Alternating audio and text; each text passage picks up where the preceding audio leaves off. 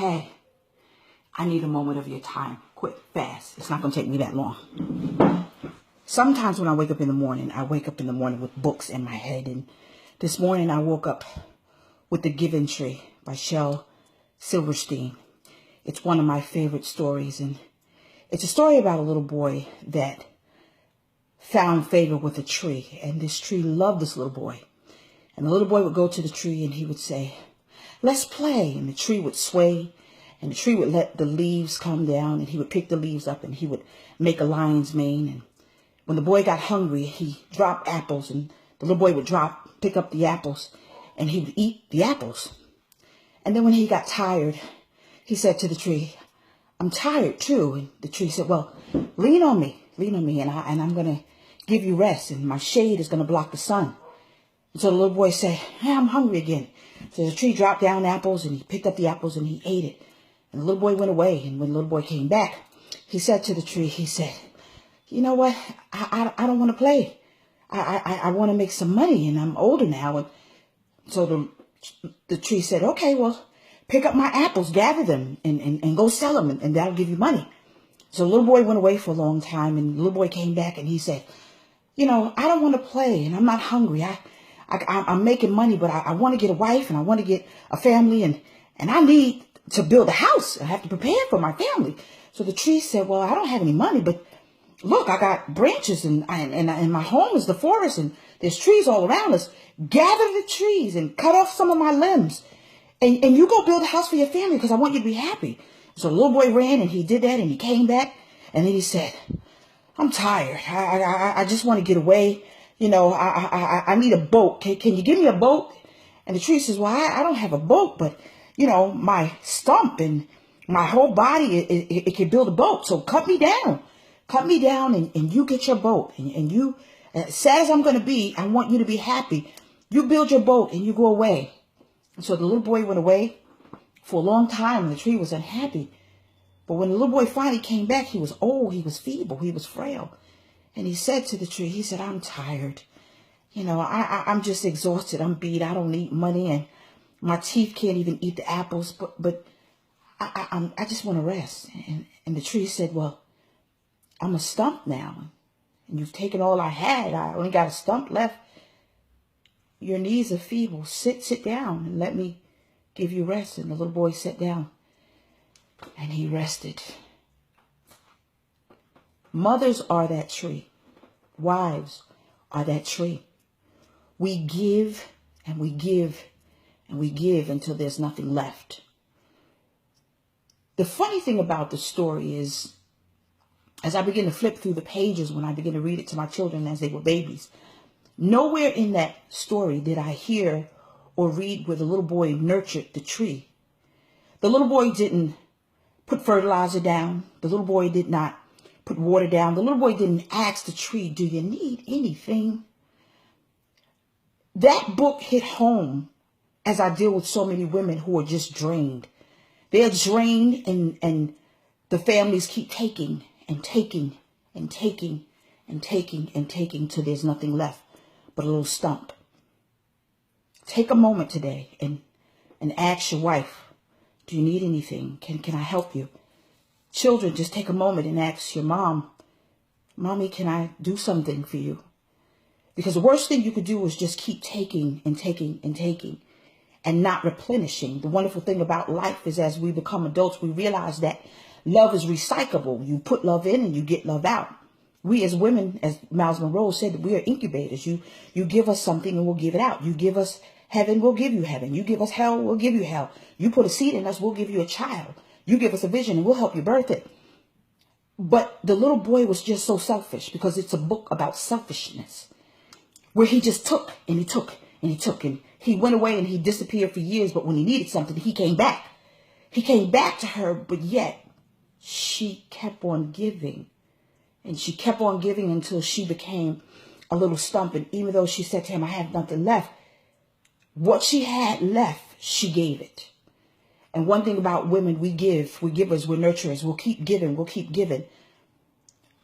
But the person that keeps taking needs to stop and pause and say, "Wait a minute. I got to nurture that thing so she can have something to give me." So many husbands are dealing with women who are angry because you're taking. And what are you putting back into your wife? So that when you come home, you can receive peace. You can receive a meal. You can receive everything that you need.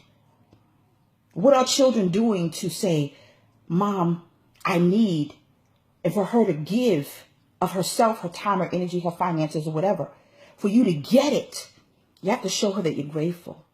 You have to show her that you appreciate her. I know for my mother, God rest her soul, she went home, but when she went home, I remember that she put so much in me that was beautiful, that every Thursday she received fresh flowers from me. Every Thursday, like clockwork.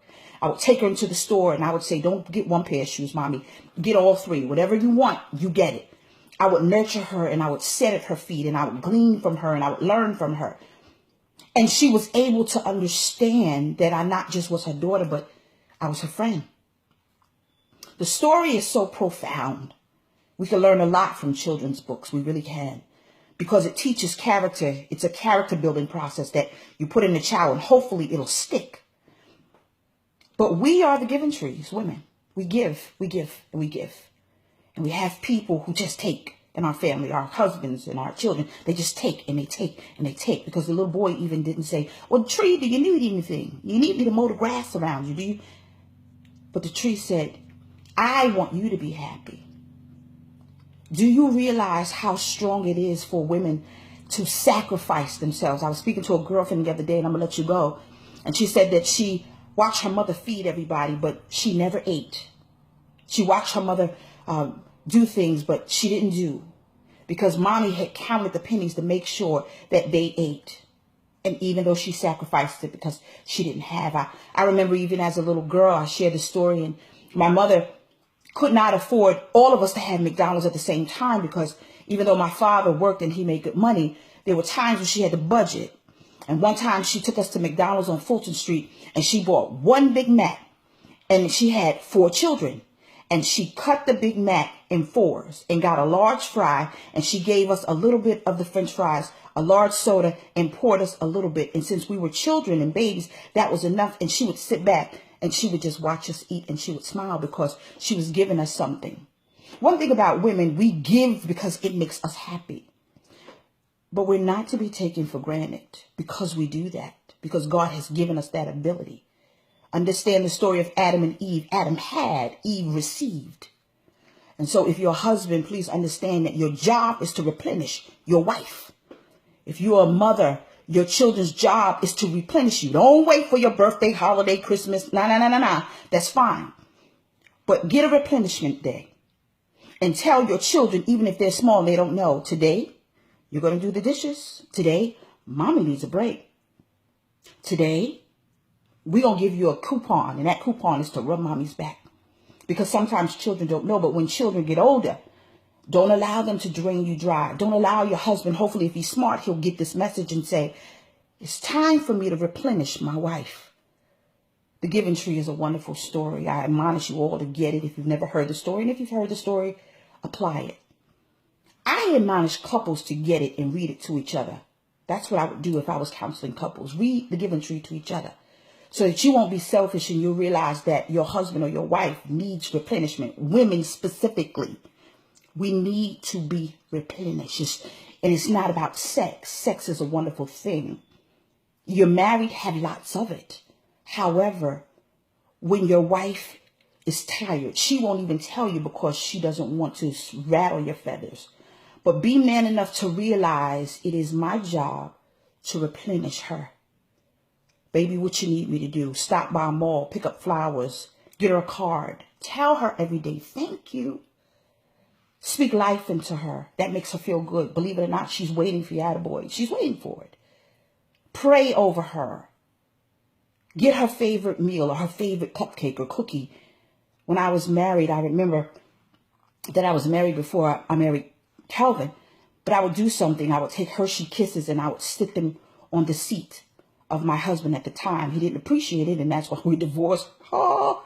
However, it is very imperative that you not take your spouse for granted, because he and she are together as a unit, and the wife is that giving tree, and she's given and she's given, And you're taking and you're taking, but you're not putting anything back. For moms, don't wait till your mother is laying in a box and you're standing over her and you wish that you would have taken more time while she is breathing. Now give her that. Give her time and give her attaboys and call her up and say, Mommy, I love you. That's one thing when my mom was stuck in the grave. I didn't have that guilt because, I did the most miraculous job. She used to tell me, you're my friend. And I speak highly of her now because she influenced me to be a great mom and to be a better wife even. And so she taught me. And so therefore I'm teaching everyone that I know. And so don't wait for mommy to be in a box to tell her, you know what? I love you. What issues you have even with your mother, get them out of the way. Because she has been that giving tree. And you might not understand that, but when she wants to give you and she doesn't have, it's because she budgeted her money to make sure you had a roof over your head and that you guys can eat. And so when she says no, it's not that she's saying no. She might be mad because she wants to give it to you, but she can't. But she does it in another way. You might be too selfish to realize that. And so please, I'm going to take this moment and I'm going to say bye-bye. But I'm also going to tell you, take a minute and you replenish your wife. And your children should replenish you. Children, replenish mommy. Because mommy is the giving tree. And over the course of time, she's going to be that little stump. And it will be unfortunate if you have to look over mommy in a box and say, I wish I would not have just taken so much from her, but given her something. Because there's going to be a time where you're going to call her. And God forbid she won't be able to call back. I know the experience. So don't wait for Mother's Day. Don't wait for Christmas or birthday. You acknowledge the woman in your life.